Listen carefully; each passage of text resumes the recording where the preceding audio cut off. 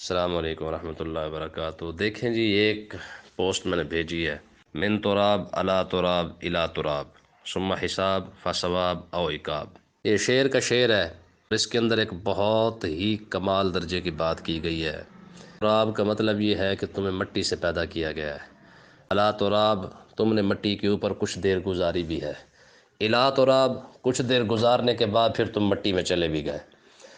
اب آخر میں ساری وہ با لگا دی ہے اور تراب سے جو ہے وہ سارا کچھ نکالا ہے۔ پھر آگے کہا، فرمایا جب تم مٹی کے اندر چلے گئے تو ثم حساب، پھر تمہارا حساب ہوگا، فثواب او عقاب، یا تم جنت میں جاؤ گے یا جہنم میں جاؤ گے۔